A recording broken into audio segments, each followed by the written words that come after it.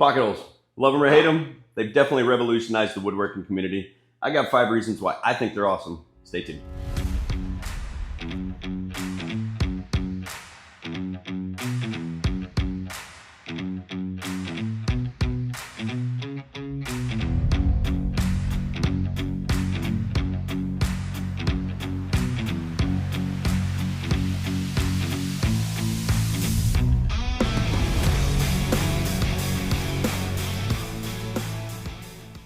All right, let's get to it. 5 reasons why I think pocket holes are absolutely awesome. Number 5 is cost. They're cheap. They're not too expensive. The price of entry to get into doing this type of joinery, it's not expensive. You can get this pocket hole jig for 20 bucks. You can get this one for 30 bucks. Now you can't go all the way up to like $400 for something like this Kreg Foreman, but you don't need to, especially if you're just starting out and you're just kind of getting into woodworking. There's no reason to go and buy a big expensive machine or anything like that.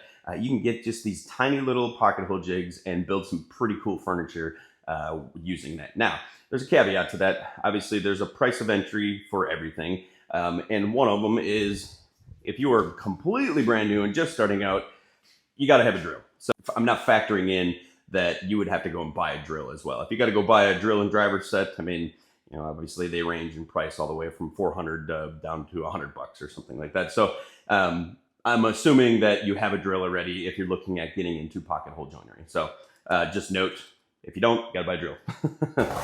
So an added cost savings that some people don't think about when using pocket holes is clamps. So the screws act as a clamp. So by using pocket hole joinery, there's no need to go and buy all these big expensive parallel clamps and pipe clamps and all that. I mean, these are definitely handy to have and they can definitely assist you in using your pocket holes. But when you're just getting started, getting started woodworking, especially, say you're doing a tabletop, and I got a little mock-up here. Obviously, it would be a lot bigger if it was a tabletop, but you can use pocket hole joinery to glue your boards together when you're doing an entire panel glue up, and you'll get pretty good results that way. And just, I mean, they're ugly, but just put them on the underside and you can fill them and it's no big deal. But the cost savings, just not having to go out and buy $2,000 worth of clamps right up front is amazing.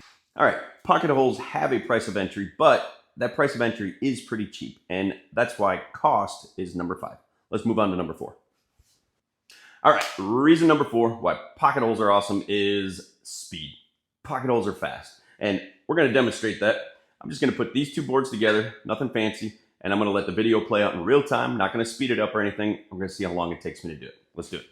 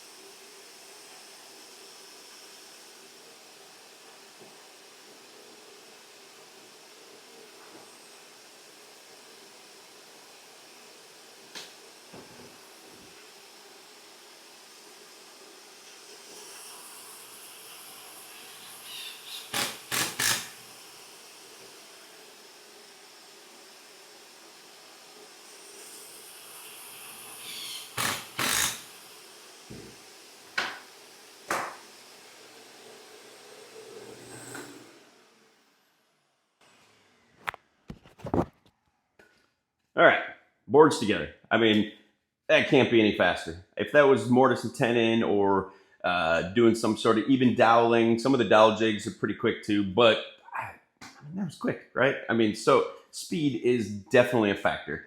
And for the quality of how well this joint came together, I mean, let me give you a little close up on that. I mean, take a look. There's hardly any sanding that is needing to be done on that. So this was a quick one. Hard to beat. Speed, number 4. On to number 3. Reason number 3 is strength and durability. Now, am I saying that they are the strongest joint out there? No, of course not. Mortise and tenon obviously is 10 times stronger. This has been proven time and time again that pocket holes are not the strongest joint out there. If you're going to do some sort of dovetail joinery or mortise and tenon, even floating tenons, use of the domino, dowels, all sorts of woodworking joinery out there, right? That is definitely stronger than pocket holes. But my take on it is it strong enough? And that's my angle on this. And in my opinion, yes, I have built tons of things with pocket holes. I built this cabinet, I built this table, I built this dining room table, and this table that we're standing in front of is made with pocket holes. I did a video on my workbench, and I did it with all loose tenon joinery at first, and I didn't like the design. So I don't know if you've watched that video. You can watch it here if you'd like. But I didn't like the original design, so I decided that I chopped it all up and redid it.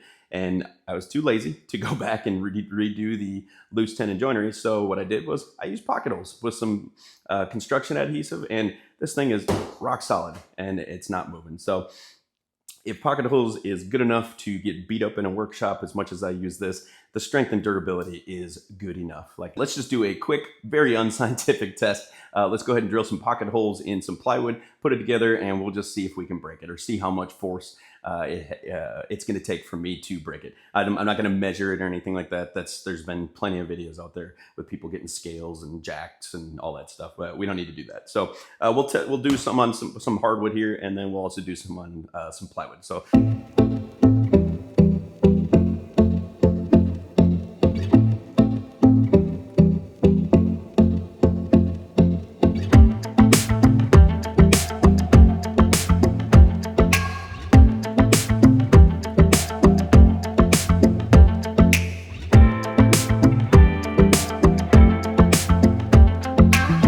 Pieces put together. Let's do this very unscientific test on the force it's going to take to rip these apart. But let's start with the plywood. Now, I chose this specific plywood for a reason, because this plywood is really soft. So this would be equivalent to like a pine or something like that, and probably even a lot softer than a pine. This is just some really, dare I say, really, really crappy plywood that you can get from a big box store. Okay, so here goes. Will I be able to break this? Let's find out. Ow. That actually hurt. I pinched myself here. But like I said, I figured I would be able to do it, and I took a lot of force though. Honestly, that actually really hurt. I'm probably gonna get some bruising going on there. Almost knocked the wind out of myself. But as you can see, the threads just ripped the plywood right out. So which I figured that was going to happen with this. So, but for the amount of force that it took right there, this just is one side of the joint. If you had, your entire piece of furniture, so to speak, put together, where you had, something on this side, and then you had, say you're building a door or something like that, right? So this is your rail going into your stile here. You'll have another stile going down here, and a bottom rail. You had a complete rectangle of a door. I mean, you're never going to be going like this to your doors or anything like that. So the point is, strong enough. I mean, very, very rare are you ever going to be sitting there wrenching on any type of joinery that you're doing in any of your work pieces like that anyway. So, all right, let's go ahead and test the hardwood. I gotta watch out. I don't want to do that to myself again. It actually really hurt. Let's just do it like this. Maybe I might be able to get it if I pull hard enough on this. Matter of fact, I want to break it. So I'm going to clamp it down.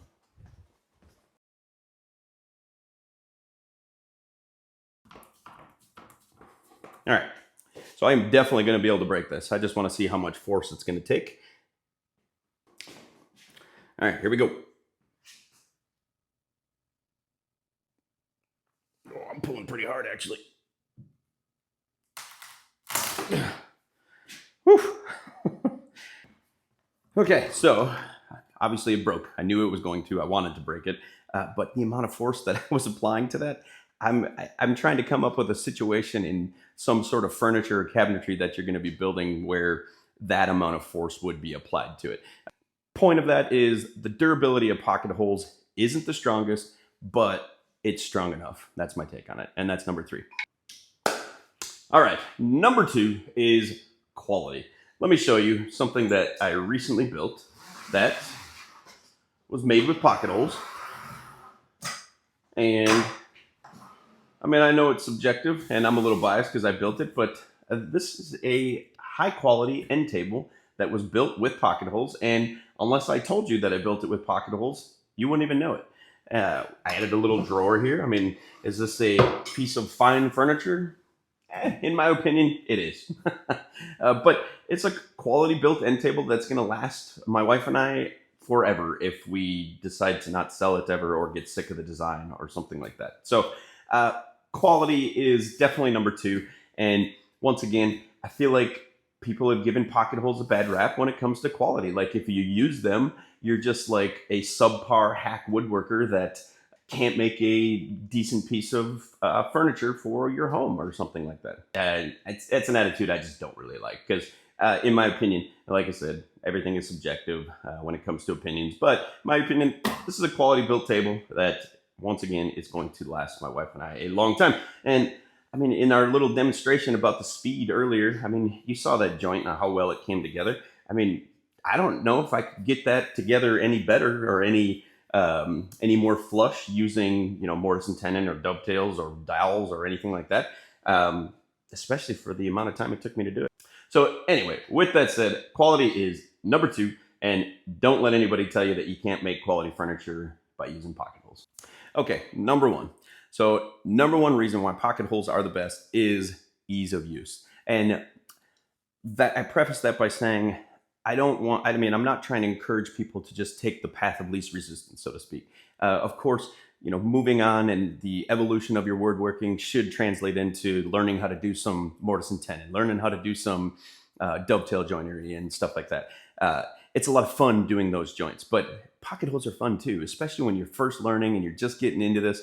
Pocket holes they get rid of some of the brain fog. There's no like major really intricate measuring involved. It's just, you're doing, a simple butt joint. You're literally just, what's the measurement between this piece of wood and the other piece of wood that this piece is joined to? So it's super simple, and it takes a lot of the trickiness of measuring with some of the other details, like dovetails and mortise and tenon and all that. So point of all that being is, it's crazy easy, especially if you are, I have some new people coming over every now and then that are learning woodworking. And if I was going to take somebody through a process of building so I'm building some end tables right now. So say I was going to teach somebody, a new woodworker, on how to build something, I would definitely point them in the direction of pocket holes for all of the said reasons. Number one is it's easy, just like we're talking about here. It's easy to do.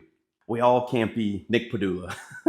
If you don't know who Nick Padula is, he's probably, in my opinion, he might be the best woodworker on the face of the planet. So that dude, he's not using pocket holes, but watch his videos and you'll understand. Basically, that's not who this video is for, basically. I'll leave links in the description for different pocket hole jigs. Just know I've only had experience with this Kreg. I've had this one now for 10 years or something. And the one before that, it was the step down model from this one. I had that one for 10 years as well. So they last. Kreg makes a good product. So, all right, guys, that is the video. I really appreciate you watching. Thank you. If you enjoyed it, give me a like, subscribe. And if you agree or disagree with me on my top 5 reasons why pocket holes are awesome, leave a comment down in the comment section. Also, I do have free plans available to build this end table if this is something that you would like to build. It's a great first-time pocket hole project, and I'm offering them for a limited time for free. So there will be a link down in the description for you to be able to click on, and it'll take you to a PDF file. So let us all know in the comments if you decided to build it and how it went. I appreciate you guys watching. See you. By the way, that really did hurt. I wasn't joking. I got some war wounds from doing that demonstration earlier. Comment down in the section below. Comment pain if you made it this far. We'll see you guys.